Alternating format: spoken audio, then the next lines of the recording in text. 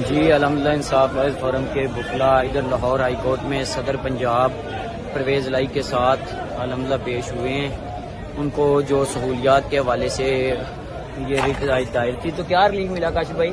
कल के लिए बुलाया है, कल के लिए चीफ सेक्रेटरी और आईजी प्रिजन को